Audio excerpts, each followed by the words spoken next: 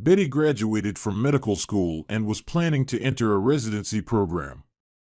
However, unexpectedly, her father passed away. Her father was covering her education expenses, and the problem now was that they didn't live together.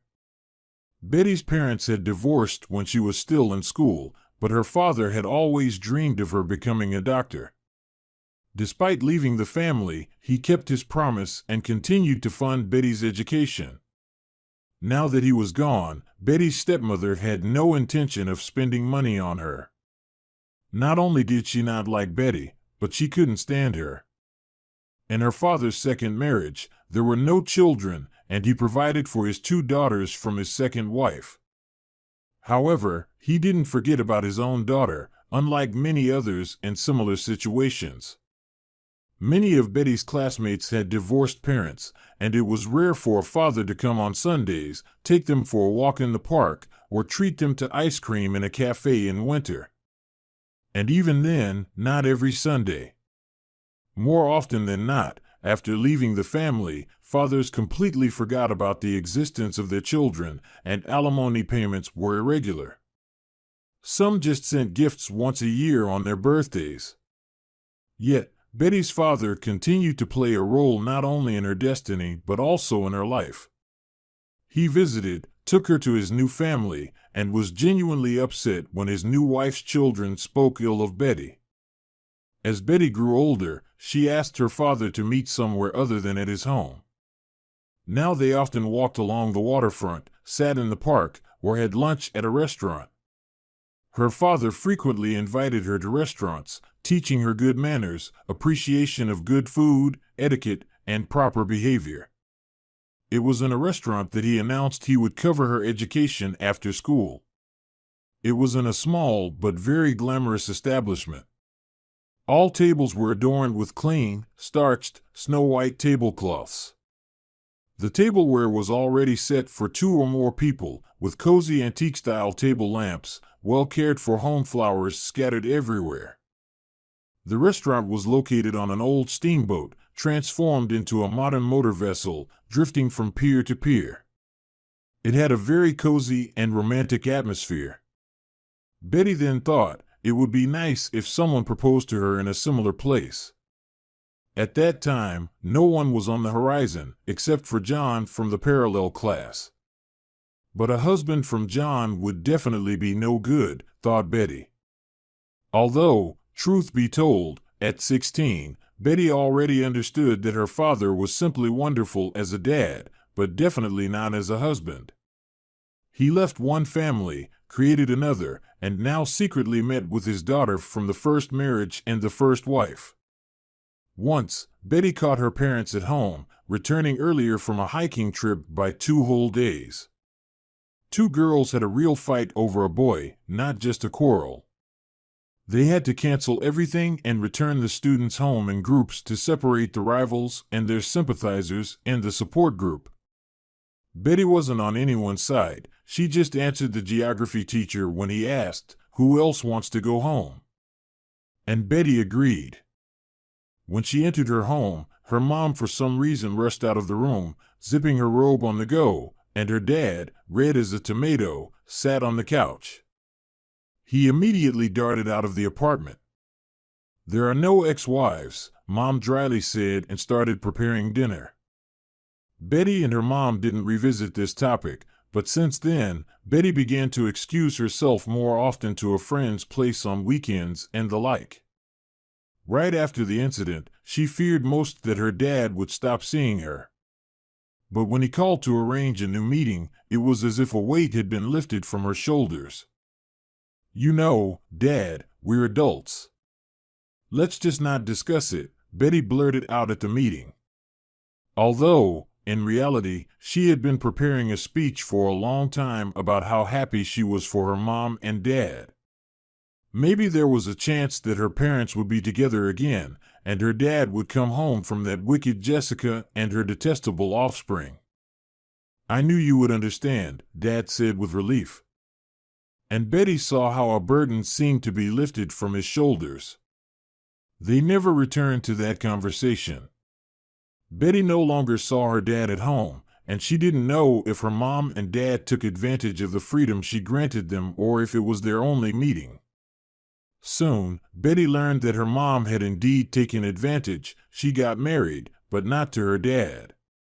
Betty was just finishing school. So, most likely, John was definitely not suitable for the role of a future husband. He was just good at kissing. Betty didn't know when or how she would meet her love. She didn't even imagine what kind of person he would be. But she knew in exquisite detail what kind of marriage proposal she would like to receive. And most importantly, where. Betty's relationship with her stepmother's husband didn't develop smoothly, just like with her father's second wife. She simply didn't like him. She disliked the way he looked at her, didn't appreciate how he entered her room without knocking. And when she received her diploma, a surprise awaited her at home. Her stepfather simply kicked Betty out of her own home. He said that school was over, and it meant the beginning of independent adult life. After all, the graduation certificate is aptly named a maturity certificate. That's it, you've matured. Take your bags and roll out, her stepfather said. Her mom quietly cried on the couch, wiping away tears and staying silent. What struck Betty was not only that her stepfather kicked her out without any means of support, but also her mother's modest silence. After all, it was her apartment. Hers and Betty's. Who was this audacious person who thought he had the right to dispose of Betty's property and fate? That property being the apartment that, by the way, her mom and Betty's dad left them. Betty grabbed her bag, threw in the things she saw, slammed the door loudly, and went to her friend's place. She spent 2 days there at her friend's summer cottage, then another 2 days at home. But then, judging by her friend's mother's look, Betty understood that she couldn't live there for the rest of her life. She called her dad and suggested meeting in their favorite place, that same restaurant. "Have you thought about where to apply?" her father asked. "Well, I haven't really thought about it yet, honestly. With my exam scores, probably nowhere," Betty replied. Her father had been quite prosperous even before Betty was born, but after the divorce, especially after the second marriage, his fortune skyrocketed. "I'll buy you an apartment and cover your education, but I have one condition," her father said and didn't finish, as Betty threw herself at him. "Daddy, you're the best in the world." "Thank you. You're the only one who loves me," Betty babbled. "Yeah, hold on, don't rejoice yet. You don't even know the condition," her father said. "What is it?" Betty smiled cheerfully. "I want you to go into medicine." "Not just medicine, but cardiology," her father said. "I know it involves working with the heart, surgeries, and you practically can't stand the sight of blood. But that's my condition. Daddy, for you, I'm ready to become an astronaut. Anything you want. Remember, a couple of times I fainted at the sight of a scratch. That was in early childhood. Believe me, as a girl, I'm well acquainted with the red liquid." Betty twisted her lips in a disgusted smile. "Well, that settles it," her father said. "But just so you know, I don't want you to just bring me medical diplomas. I want you to become a real, qualified, practicing cardiologist. And that's not just 5 years of study, it's another 2 years of residency. So, I have to study for 7 years to become a doctor?" Betty's eyes almost popped out at how she rounded them. "Well, some study for 8 if they go for internships after college, and then another 2 years of residency. But that's for those who have little money. It's a path for the poor. There's a shorter path, directly into the residency after college. It's also paid, but I'll take care of the financial side of things," her father said and noticeably paled. He closed his eyes for a second and winced. When he looked at Betty again, He was cheerful and lively, his eyes sparkled mischievously as always, and the blush returned to his face. "Dad, are you okay?" Betty asked with concern. "Yes, everything's fine. Just a little pain in the temple, but it's already gone," he said. "Maybe you should see a doctor?" Betty asked worriedly. "Yes, I told you, everything's fine." "Ice cream, anyone?" he asked. Her father booked a hotel room for Betty, and a week later, she moved into her own apartment. It was a one-room apartment, but in the city center and very close to the college, as she later found out. Somewhere deep down, Betty hoped that now her dad would definitely leave Jessica and move in with her. But no, every time after he visited her, he said it was time to go home. "Well, maybe just spend a night at my place for once," Betty pleaded. "No, I'll go." "Jessica will worry," her father replied. "May Jessica burn in hell." Betty muttered half under her breath when she closed the door behind her father. Studying went well, and Betty really enjoyed it. She couldn't imagine she would come to love medicine. At first, she thought, well, for the sake of the apartment, I'll just fulfill Dad's wishes. And when all of this is over, I'll just tell him I can't, it's not working out. He's my dad, he'll understand, thought Betty. But in the process of learning, she got involved, started attending lectures and practicals with pleasure. By the 5th year, she couldn't see herself anywhere else but in medicine. And how did her dad guess that it suits her? Betty lived and enjoyed life. The 5th year was coming to an end, and it was time to start thinking about applying for residency. "Dad, I need to make the payment, at least half of it," Betty mentioned during one of their meetings. "I remember," her father said, "and I won't back down from my commitments. I'll transfer it." Betty couldn't have imagined that it was the last time she saw her father. "I've overstayed my welcome," he said, starting to leave. "Yeah, stay a bit longer, you just arrived," Betty said ironically. "Rushing home again, are you? Is Jessica going to worry?" "It's not about that. I've been very tired lately, constantly feeling sleepy. My hand hurts, and for some reason, the left one. I'm right-handed and don't use this hand for anything," her father suddenly complained. "You should see a doctor." "Want me to recommend a good one and even arrange an appointment?" Betty suggested. No need. "Just focus on your studies," her father said. He hugged her at the door in a strange and peculiar way, kissing her on the forehead. It was something he had never done before, a gesture Betty only realized later, after everything happened. At that moment, she didn't pay much attention to her father's sudden impulse. The next morning, Betty was awakened by the ringing of the phone. It was a day off, and she had planned to catch up on sleep. The dream was so good. Have you ever noticed that if you're having a good dream, you can never see its ending? Someone will inevitably come, call, knock, crash, fall from the sky, or something else. And you wake up with a feeling of incredible bliss, which is instantly replaced by a sense of great regret and disappointment. Why now? Why did you all suddenly feel the need to call? Betty thought. Hello? Betty answered the phone without even looking at the caller ID. Who's disturbing the peace? Probably your father, a stepmother's voice came through the receiver. He's dead, if you're interested. Betty's dream didn't just end, she thought she had woken up in another reality. Who died? Dad? Her dad. Yes, she saw him yesterday. As a future cardiologist, Betty understood that death is such a thing. You can sit and make plans for a vacation 6 months from now, and in 30 seconds, you're just not there anymore. And all night and even the evening before, anything could happen, develop, and progress.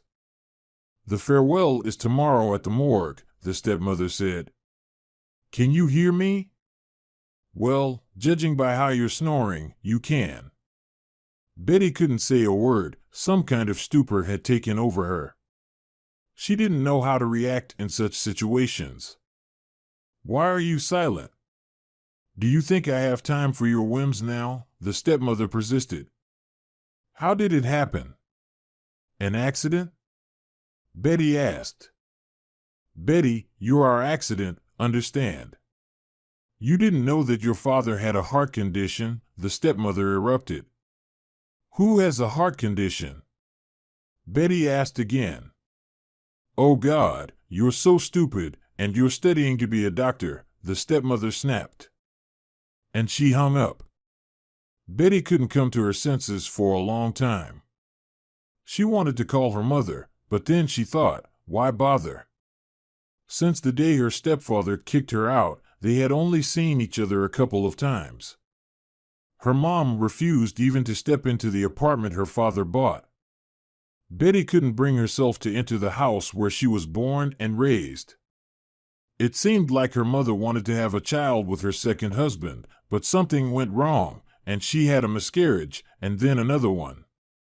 Betty didn't delve into it. It was not only uninteresting but also unpleasant to think about. At Betty's funeral, she learned a lot of new things about her father. It turns out he had long had a heart condition, and that was precisely why he had dreamed of his daughter becoming a cardiologist. Since childhood, he either had a heart defect or doctors had found some noises. Betty also discovered that she had two sisters, the daughters of Jessica. They were older than Betty, one by a whole 8 years, and the other by 2 years. It happened that Jessica's father had known Betty's father for a long time. It wasn't Jessica who crossed Betty's mother's path, it was the other way around. When the eldest daughter was born, they and Jessica were young. They thought they were free from prejudices, and passport stamps weren't necessary for them. When the second girl was born, Jessica's father himself started talking about marriage. However, they needed to gather the children for school and daycare, feed and take care of them, so instead of a wedding, the father invested all the funds in business. Jessica didn't want just a civil marriage. She dreamed of seeing herself in a white dress and the girls in little angel costumes holding her veil. In the end, the father left. Not for work, apparently, but to expand the business or something else. During his trip, he met Betty's mother.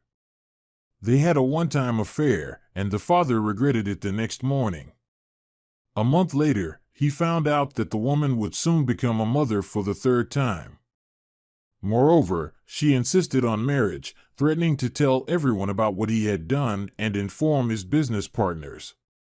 Many deals and contracts would have gone down the drain. Foreign partners don't like such precedents.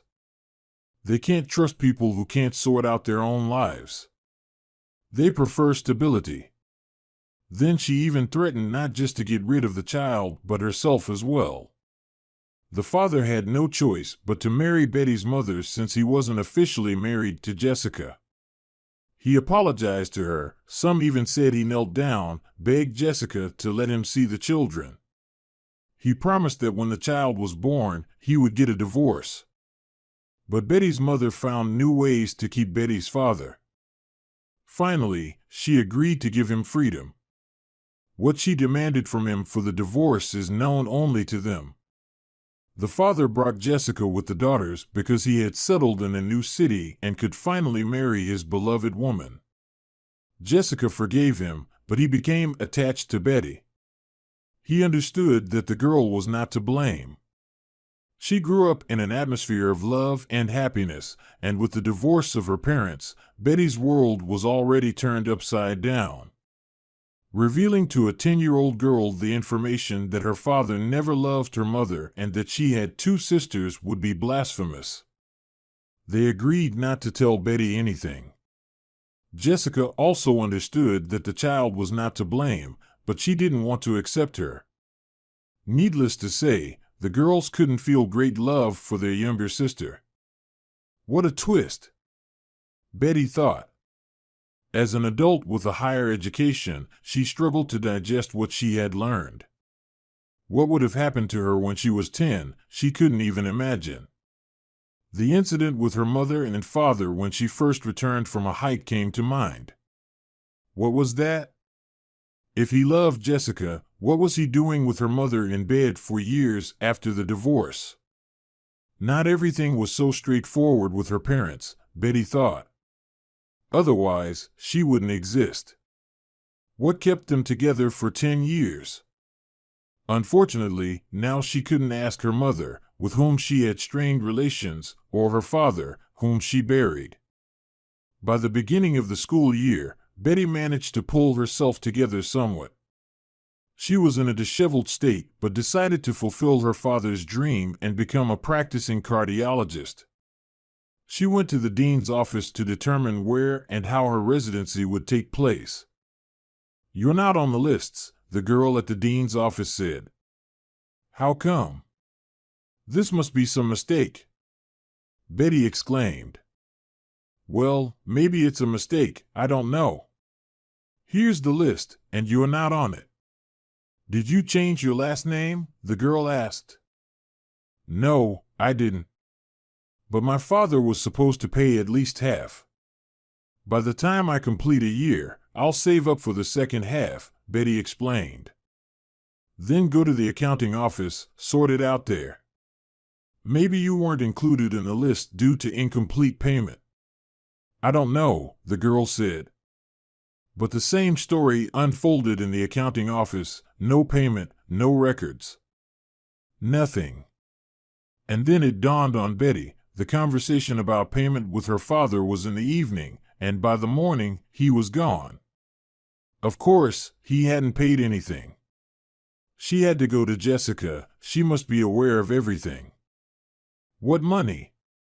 Jessica asked, looking at Betty like a snake at a rabbit. "But Dad promised to pay for my education," Betty stammered, though initially she knew she would come and demand what was rightfully hers. In the end, she was his daughter. And even more official than those two. She had a right to a share of her father's estate. "You've already messed with my nerves and my daughter's for 10 years. You took their father away, and now you want to become a resident at our expense? Wouldn't it be better for you to?" Jessica said. "But I'm also his daughter. I also have a right." Betty started to mutter timidly. "No, you don't.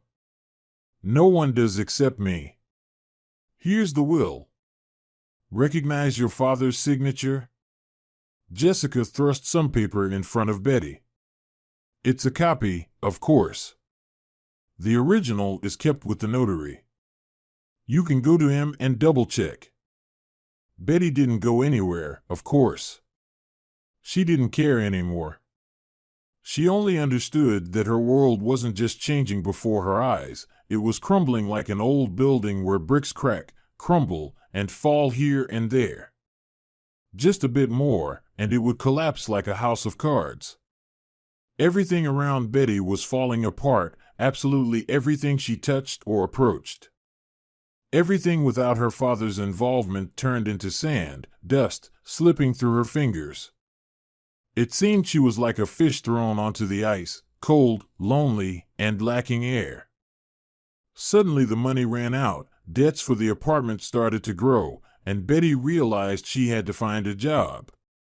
She had to pull herself up by the collar, just like the famous baron with a German last name did in the fairy tale her father used to read to her in childhood. Thankfully, she didn't have a horse like that baron, otherwise, Betty wouldn't have coped. But she only had herself. She had a diploma from medical school and nothing else. To be or not to be? Betty decided. Maybe someone will hire me somewhere. Unfortunately, everywhere they needed experienced doctors, not just someone with a diploma. Yes, you should have finished a nursing school. You would have been working for 3 years already, gaining experience. Why did you go to college right away? You could have obtained higher education while working, they told her. But that's what my dad wanted, Betty mumbled. Well, go for an internship or residency. No one will take you without it, they told her. Well, maybe as a nurse, they added. But I have no money. I'm starving, Betty said. Well, you have to do something. What about your dad? They asked. But my dad died, Betty said, tears welling up in her eyes. But the most frustrating part was not this. What was frustrating was that nursing positions were filled everywhere. There was no demand for them. Well, we have a vacancy for a cleaner in the hospice, they said. I agree, Betty said. A cleaner with a college degree, they chuckled in the health department and gave her the coordinates. So, Betty became probably the only janitor in the entire city with a college degree. Her salary barely covered the utility bills, and there was hardly anything left for food. Debts were being paid off, but Betty couldn't keep up with current payments, and debts were piling up again. At some point, she decided to sell the apartment, move into a room in a communal flat or a dormitory, depending on her luck. At least there would be lower communal expenses, no more debts, and some money left for food. One day, a dying old man with the final stage of cancer was brought to the hospice. Betty was cleaning his room when his son came to visit. The son sat beside his father, holding his hand for a long time, a touching scene. Betty regretted not being by her father's side when he had a heart attack. She would have given a lot to hold his hand like that. The son silently held his father's hand, tears dropping from his closed eyes. Suddenly, the old man opened his eyes as if waking up. He saw his son and reached for his hand. The man startled. Dad, Dad. Are you feeling better? How do you feel? He fretted. I feel excellent. I saw your mother. She called me to her, but she regretted that I was leaving you alone. Son, promise me you'll get married. Just swear it, and that's it. Find yourself a good girl, the father insisted with a creaky voice. And the son gave a promise, practically on his father's deathbed, that he would marry. Later, Betty finished her work, and 3 days later, she learned that the old man had passed away. She felt a mixture of sadness and curiosity. Did the son manage to get married in 3 days? And why hadn't he been married until now? Girl, someone shouted in the corridor, and Betty turned around. Yes, I'm calling you, the girl with the bucket, a man yelled from the other end of the corridor. I'm listening, replied Betty when he approached. It was the son of the dying old man. Betty, is it you? I didn't even recognize you, said the man. John? Oh, my God. You've changed too. Grown up, I see, Betty exclaimed. Well, of course. Probably didn't expect your high school crush to be a janitor. I graduated from medical school. Oh, yes, my condolences, but I thought your father was younger. He is younger, it's just that the illness changed and defeated him. Cancer, you know, said John. I came to you precisely for this matter. Fate, probably, that we went to the same school. But how did I not recognize you when I was talking to my father? Yeah, just tell me, what's the matter? Betty interrupted him. I know you won't refuse. John hesitated and blushed. I saw you overheard our conversation with my father, so I wanted to invite you. I didn't even know it was you. Believe me. In short, be my bride. What? A nervous laugh burst from Betty. She covered her mouth with her hand, changed her expression, and apologized. No, you didn't understand, John continued to stutter out of excitement. I didn't mean it that way. Well, you heard what I promised my father.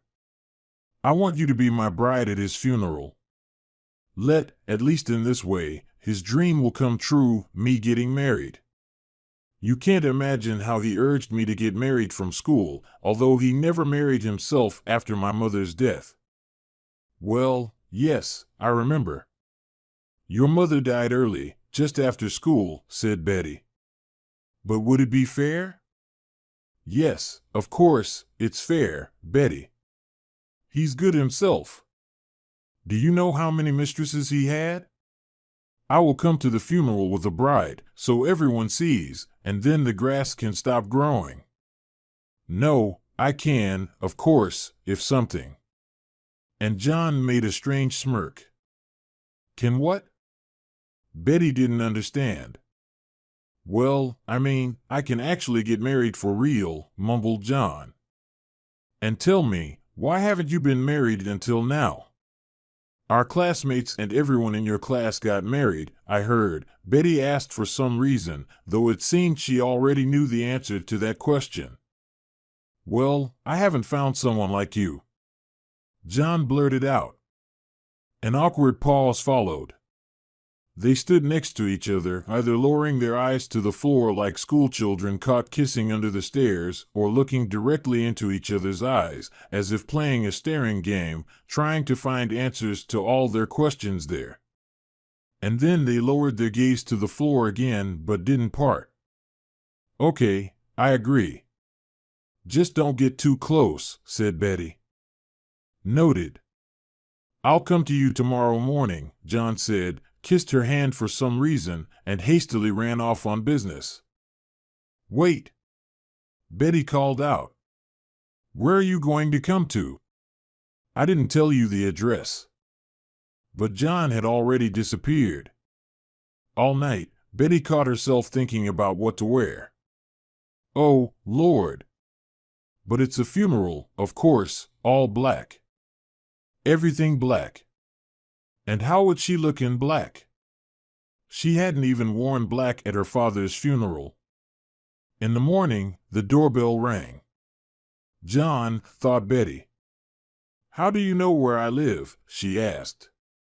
Betty had recently moved to this communal flat.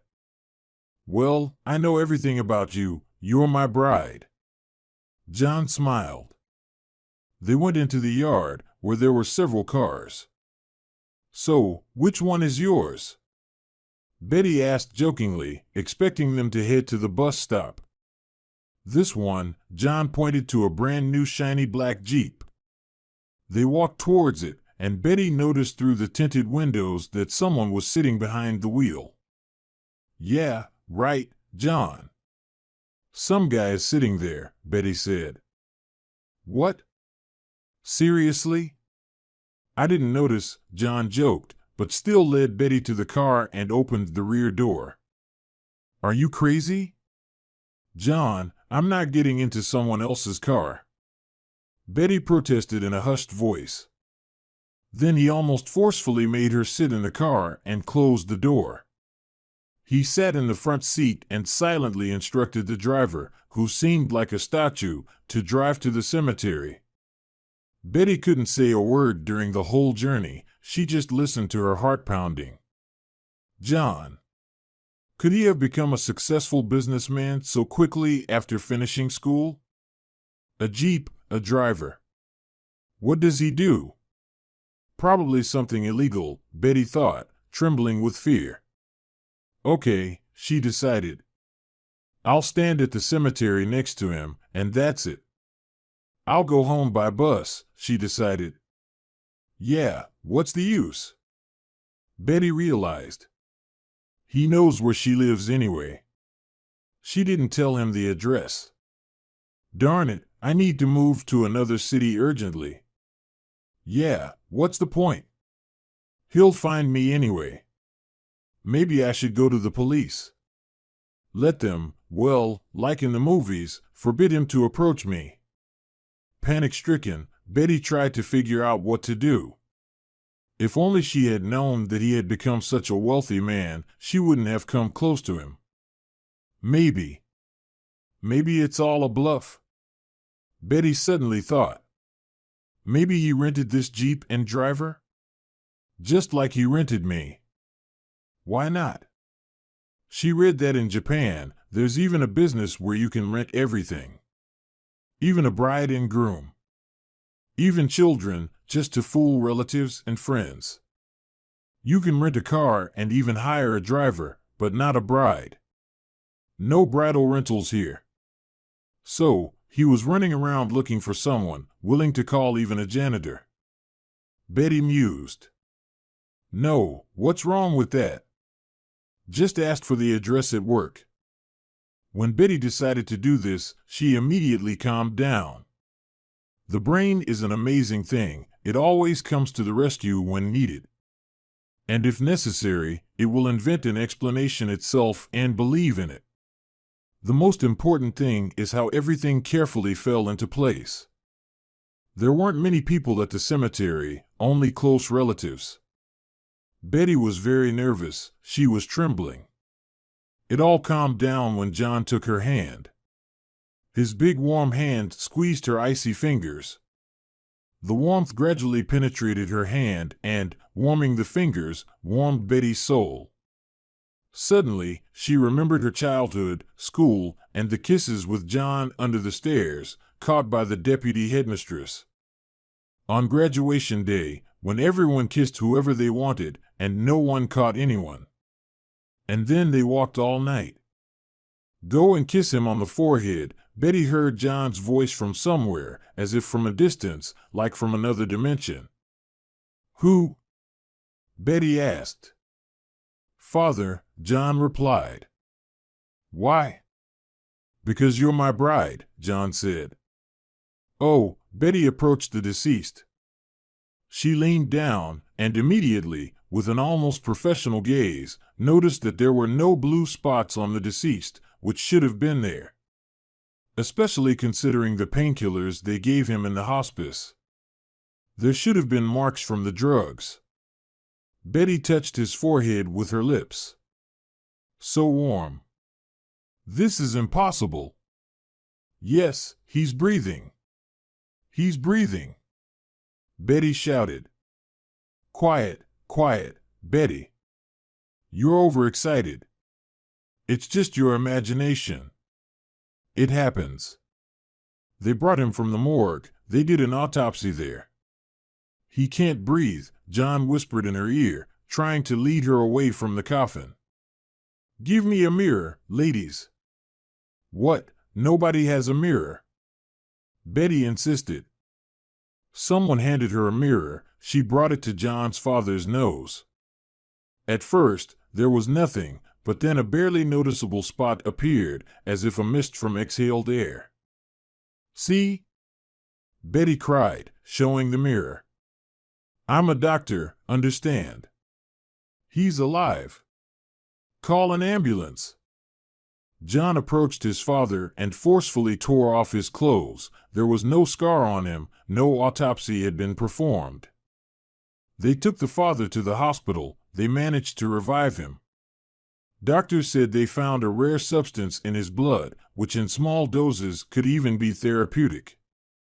But if the dosage is slightly increased, it would slowly destroy a person, taking away his life bit by bit, drop by drop.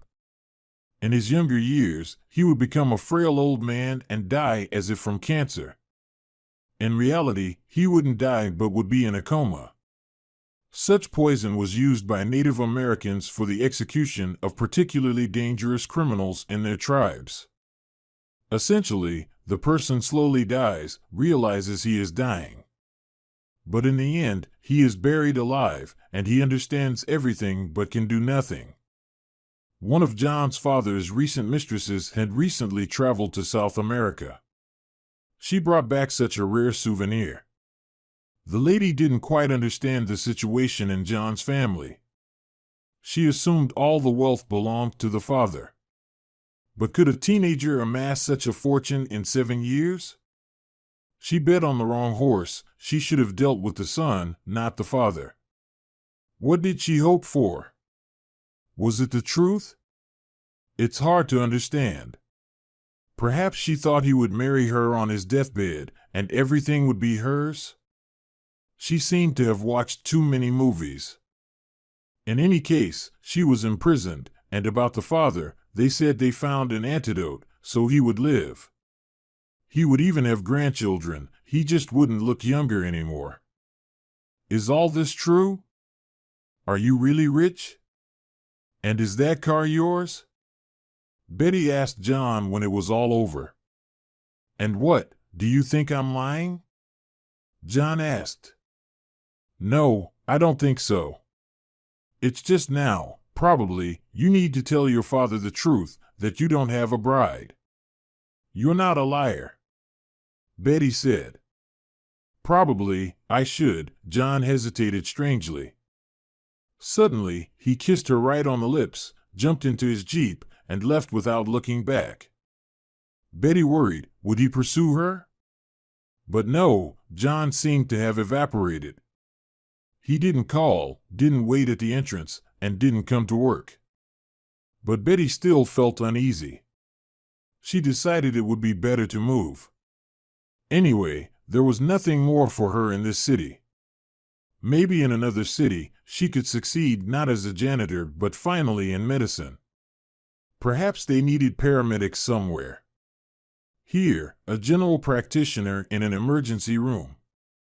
When she had already found a buyer for her room and quit her job, a messenger suddenly brought her an envelope. There was no need to pay. She took it and carefully opened it. Inside was an invitation with no sender specified. However, the invitation was for dinner tomorrow at that same floating restaurant they used to visit with her father. Enjoy your evening, said the messenger, smiled, and vanished into thin air. Why not, thought Betty. It had been so long since she went anywhere, dressed up, or had delicious food. The invitation was incognito. Well, who will be there? A maniac? Well, fine. As the joke goes, if you attack yourself, defend yourself. Besides, she was invited not to some alley, not to the woods, and not to a cave. This was a restaurant, a crowded place. If anything happened, she could shout and bite. She sat at a table and was very surprised that there were no other guests. No matter how many times they came here with her father, there was always someone in the hall. However, she wasn't alone. A small orchestra playing live music was tuning their instruments, waiters were bustling around. In general, people were still there. Betty wondered, who could have sent her the invitation? Suddenly, some unobtrusive but familiar music started playing. It seemed popular during their school years. It seemed she danced to it with John at the prom. At that very moment, he entered the hall in a snowy white suit with a huge bouquet of crimson roses. Betty forgot how to breathe, he was so handsome. Even before, when they were dating in school, John wasn't this beautiful. Or maybe he was, but she didn't notice or didn't want to notice. He approached and, kneeling down, handed her the roses. Unable to resist, Betty closed her eyes and literally immersed her face in the cool velvety petals. Oh, what a fragrance! How they smell! I wish I could fill the bathtub with these petals and immerse myself there. She felt the color flood her face. She put the bouquet aside and wanted to go out onto the deck when she suddenly saw that John was still kneeling in front of her, holding a red box with a ring. Betty, marry me, John said. Betty covered her face with her hands. How does he know everything? Does he read her thoughts? After all, this is exactly how she wanted to be proposed to. Everything exactly as she dreamed. This couldn't be a coincidence. And if about her favorite restaurant, it could somehow be known. She could have blurted it out or mentioned in childhood that she used to come here with her father. But how could one guess about the white suit? All girls dream of a prince on a white horse, and Betty dreamed of a prince in a white suit. Exactly in such a snow-white suit, she imagined her groom. I agree, said Betty, and tears streamed down her cheeks. They were tears of happiness. As a wedding gift, John presented her with the same apartment her father had bought for her. As it turned out, he had bought it back when Betty was selling it to get rid of debts. "Do you still dream of becoming a doctor?" John asked after the wedding. "And if you want to continue your education, I'll pay for your residency. Or do you want me to build you an entire hospital?" "You know, it was not my dream. I don't think it was Dad's either. He had a heart condition, and he wanted me to become a cardiologist. He thought I could cure him. He just wanted to live. But I don't think he wanted me to be a doctor," Betty said. "I think it's time for me to try to find myself and discover my own dream."